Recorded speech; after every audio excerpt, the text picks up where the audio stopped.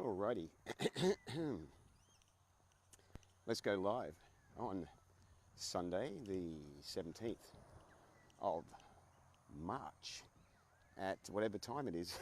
Don't have a watch on, so I'm not even sure what time it is. It's a very relaxed Sunday this morning. You'll actually see that I am out walking. It was raining a lot, a huge amount last night. I actually got quite wet, got quite cold, and yeah, I just could not get my body to function very well this morning. I just laid in bed and recovered a bit. And now I'm actually walking in the beautiful neighbourhood that I live in. Just going for a walk down to my local lake, which I can get to, about 15 minutes from my house, which is really good. And I thought I'd do a live stream called Understanding Veganism. And thank you for everyone that's coming online. Quite a lot of people coming online there. Here's a car coming up behind me. You can see it. That's pretty cool. And a shout out to Fosi. You'll notice the glasses I'm wearing, which I bought about a month or two ago, which are there's my brother, and he's going past. My brother just passed me, giving me a real strange look, going, "What are you doing?" Anyway, seeing as I know most of the people that live in the area, it's really funny to go for a walk here and everybody's waving. And anyway, that's what happens when you live in the area for 35 years. Right, so a shout out to Tifosi for these amazing glasses that I'm wearing. They're cycling glasses. They're not cheap, but I bought them a month or two ago, and I've been meaning to do a review on them, but I'll just mention them now. They have phototech lenses, or photochromic lenses, so you can wear them at night and they're clear, and then in the daytime they darken. So really cool. Anyway, understanding veganism is Sunday morning's topic. Hopefully, now I'm on Crumman Creek Road, hopefully the noise from the cars isn't too noisy for you. In 1944, Donald Watson created the Vegan Society, and he was a lifelong or almost all lifelong vegan. I mean, he wasn't born vegan, but he created the definition of veganism, which was a lifestyle which seeks to exclude, as much as possible and practical, all forms of exploitation and cruelty to animals for food, clothing, or any other purpose. I think I've got that definition almost word perfect there. You can correct me if I'm wrong. And in that definition, to make it simpler, is just to understand that it is not for us to exploit animals in any form. I think that's the easier way of saying it. Now, I've been vegan for 39 years, and I've seen a hell of a lot of different variations of people's approaches to veganism, a hell of a lot of different variations, different attitudes, different understandings. But I want to sort of try to explain how I see veganism for myself and for the world, and why somebody like Donald Watson would come up with this definition, and where it originates from. Because it didn't just come out of the blue. It's a definition that originated from somewhere. And so we trace it back a little bit. We trace it back to when he talks about a lifestyle that seeks to avoid exploitation. That is coming from a place of compassion that we are all born with, and it's coming from a natural place in the heart, and it is part of a bigger understanding, part of a bigger way of seeing the world and treating the world. And in this particular case, it's defined as treatment towards animals, hence why it comes under the umbrella of veganism. But it's not a separate entity as such. It's not something that, because I see this come up even recently in discussions where people were saying it has you know, veganism has nothing to do with people. It's all about the animals. Yes, true, and not true, because it's not something that can be separated. That's what I'm trying to say.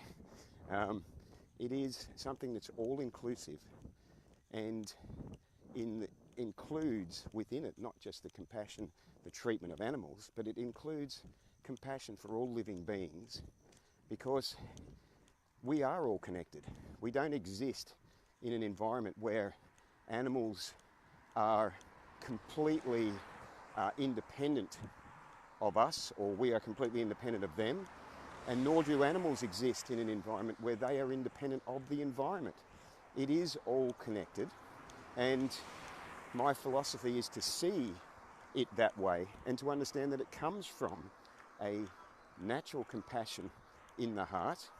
And I mean, talking about animals, I'm coming up to some of our local geese here at the lake, which I'll show you. Now, these geese do not operate independent. Let me just go to the camera, the other camera. Okay, so we're coming up to these geese now. Try and keep this still.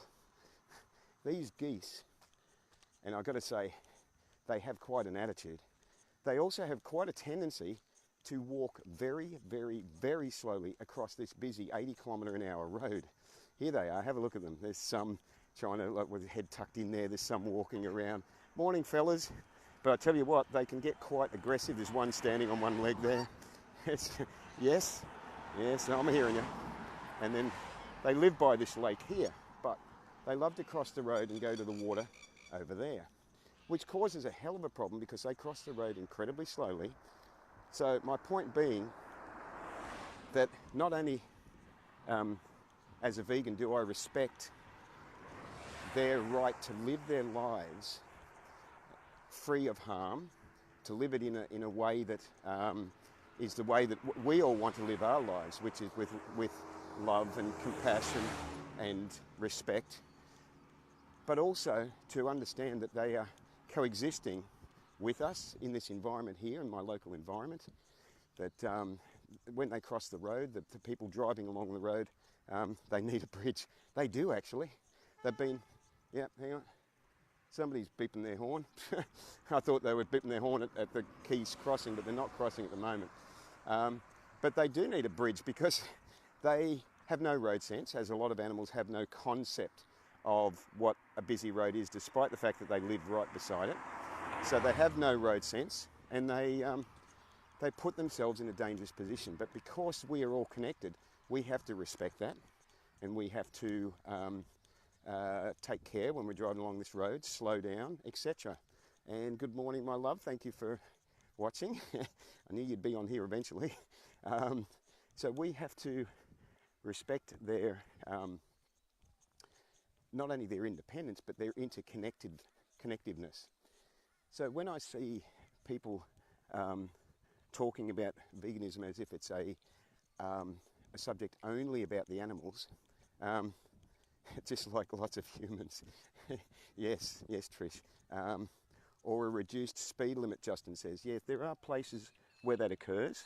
Let's see if we can, how wet is it here? I might just go shortcut through here. Oh, it's not too bad.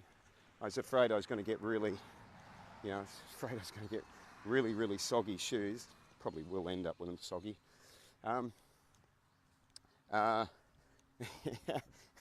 Trish says, morning, gorgeous man. Morning, Trish. What was the point I was going to make? That, oh yeah, there is actually, somebody was telling me about roads with reduced speed limits at night, which was an interesting idea. Although I've got to say, in the case of these geese, that may not work so well for them because they tend to go out in the daytime and cross the road in the daytime. At night, they're actually usually, asleep. So it's not usually a problem. So I want to just, while I'm at this point here, this actually behind me, I'll just show you on a slightly different topic. This is where we've had some vegan lux, but this is my local lake here that you can see. It's very, very brown at the moment, and this is actually a beautiful park, closest park to where I live, and we've had a couple of vegan lux here, which has been really good. We had quite a good turn up too. I think about 40 odd people. It was really good. and I even took them for a tour around the area, like a walking tour, which was really cool.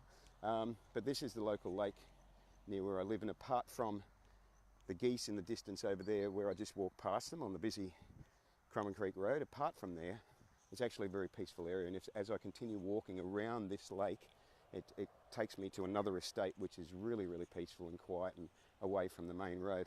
But have a look at I'm going off topic completely, have a look at the brown colour of this water from all the rain that we've had. 50 mil yesterday and 27 mil the day before, I think it was. So it's looking pretty murky. It's looking pretty average. Anyway, let's go back to here.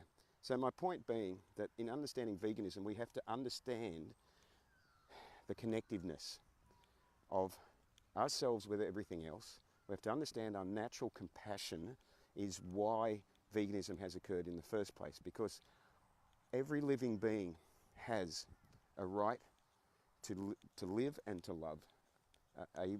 Every living being has the right to be respected in the same way and treated in the same way that we want to be respected and treated.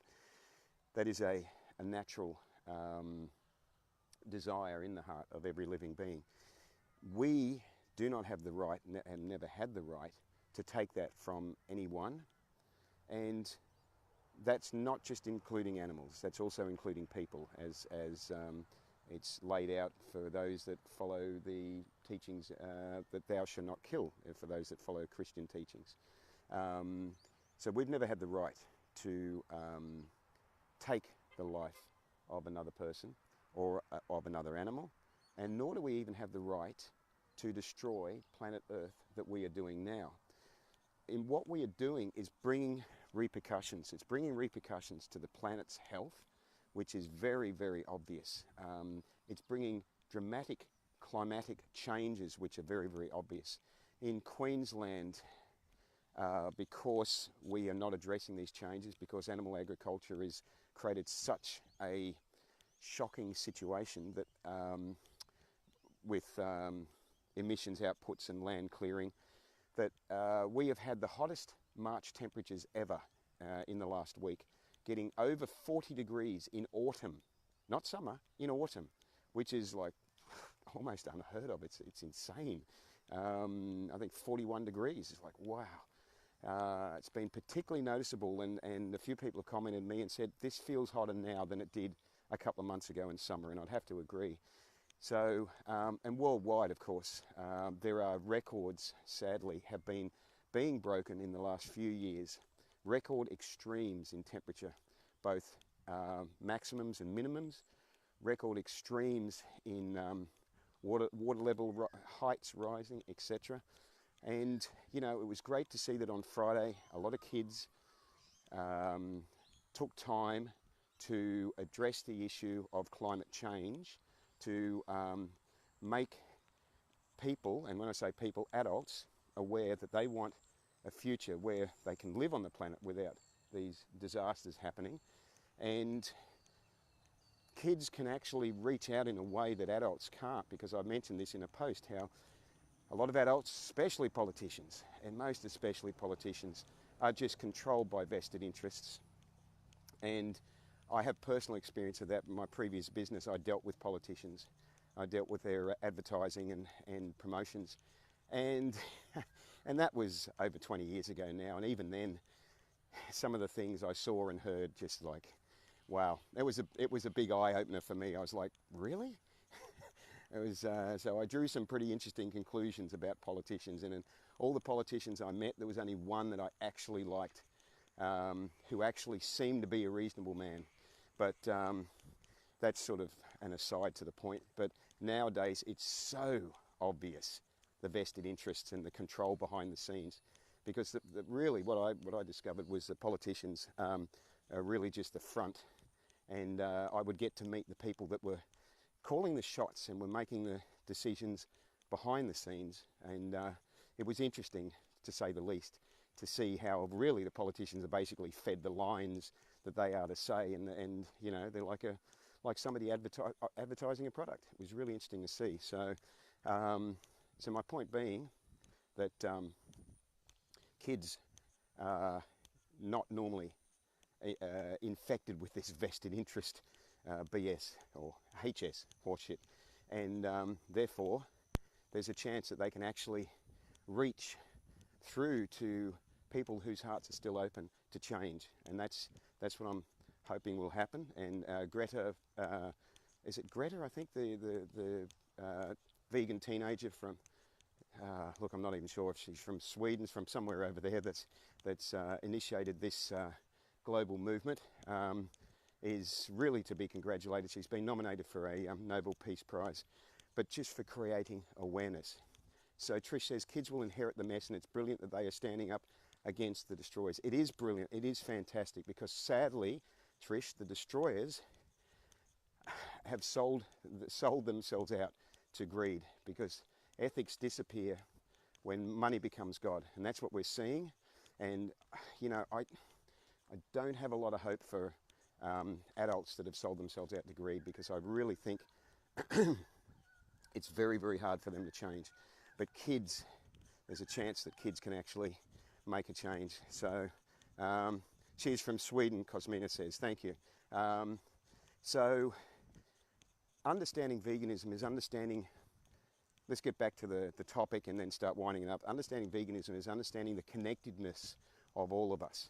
That not only is it important to follow Donald Watson's definition of veganism, which is to have no exploitation or use of animals in any form whatsoever, to lead a lifestyle that follows those principles, but it goes way beyond that, way beyond that.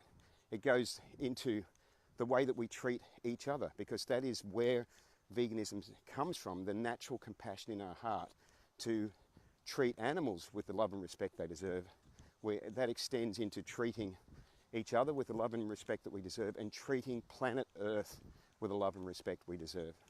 We're in the year 2019, we're seeing drastic climatic changes.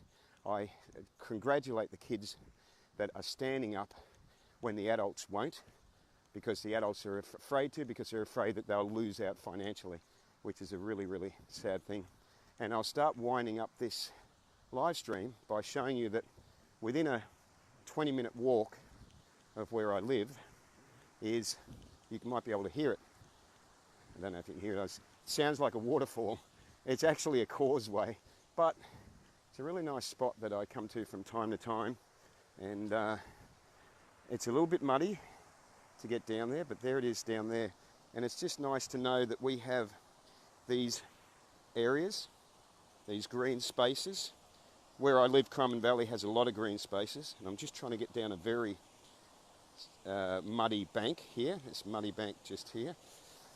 And this, I can't get onto it, but this is a causeway.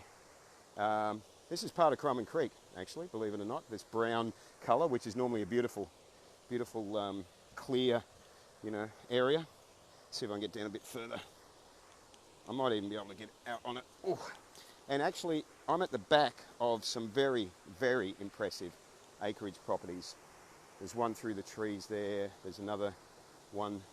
Actually, it's massive, the property that I'm behind at the moment. Absolutely massive. And here we go. We'll just come down here. So I'm very fortunate to live in this area and to be able to sort of take in this nature and just be able to sort of resonate with the understanding that we are all connected. And up here are some ducks on the water. I was showing you some geese earlier, and it's just, it all helps bring it together for me personally, and the importance of it all, that veganism is definitely all about the animals, and it's also more than that. So thank you very much. Where's a nice background? There we go. Thank you very much for watching this. I hope you got something out of this live stream, and remember to live vegan and save lives. And I'll speak to you soon. Have a great day. Ahimsa.